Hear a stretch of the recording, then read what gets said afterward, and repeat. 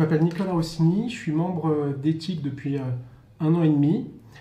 Et aujourd'hui, je suis venu témoigner parce que j'ai une entreprise et j'ai dû faire face à des faux recrutements, des gens qui se faisaient passer pour étant DRH, RH ou chargés de formation dans mon entreprise pour embaucher des gens au nom de mon entreprise sans qu'ils le sachent. Alors j'ai monté un cabinet de recrutement qui s'appelle Artemis Success il y a 3 ans et demi et j'ai ouvert l'activité agence d'intérim il y a à peu près 2 mois. Donc forcément, je suis amené à faire beaucoup de recrutements, que ce soit en CDI ou en intérim. Moi, je suis spécialisé dans tout ce qui est travaux ingénierie, construction, et ça se porte plutôt bien parce que les chantiers ont même continué pendant le premier confinement avec des recrutements qui ont eu lieu.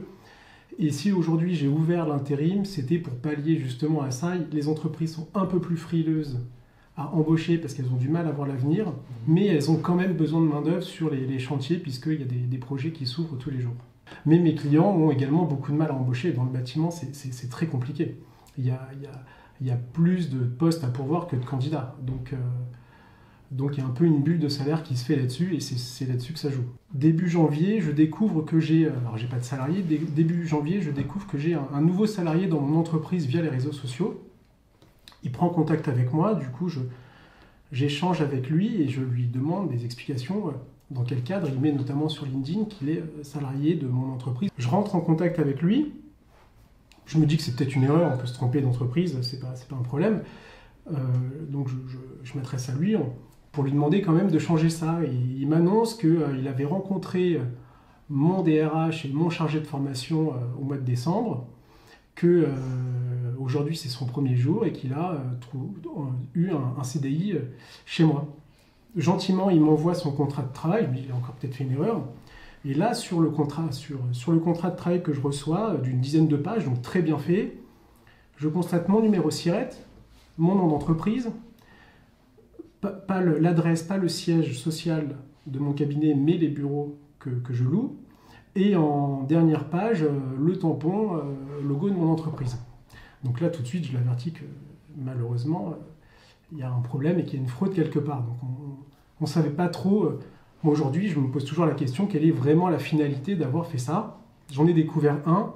Il a trouvé ce travail sur annonce, ce qui veut dire qu'il doit y en avoir plein dans la nature, aussi bien chez moi, mais même d'autres entreprises qui subissent ça.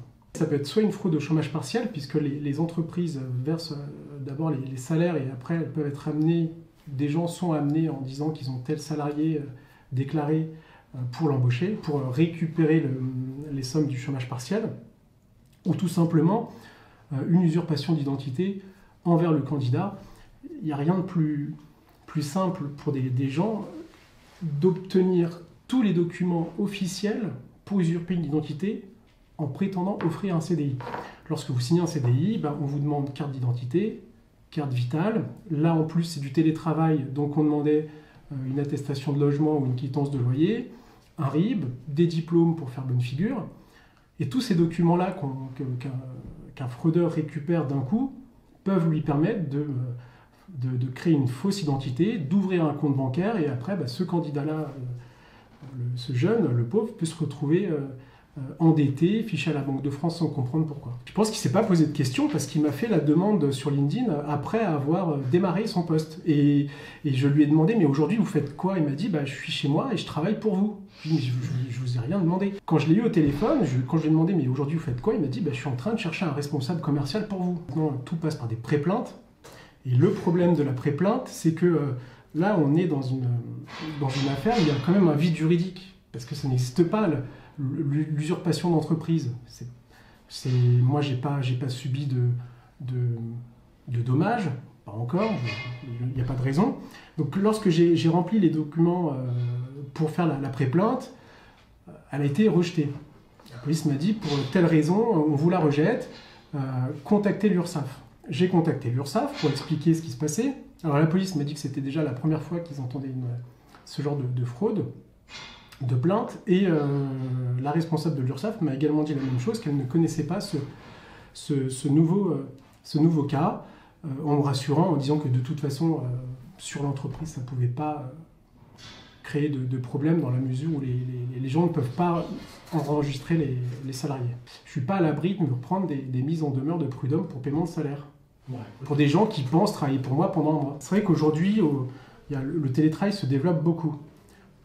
Lorsque l'on signe des promesses d'embauche et qu'on demande les papiers et qu'on n'a pas été physiquement dans l'entreprise, les envoyez pas par mail, envoyez-les à la limite par courrier au siège de l'entreprise, au nom de l'entreprise. Si c'est une vraie embauche, ça va suivre. Si c'est une fausse embauche, l'entreprise détruira les papiers. Mais là, de laisser par mail tous des documents qui sont nécessaires pour créer une vraie identité...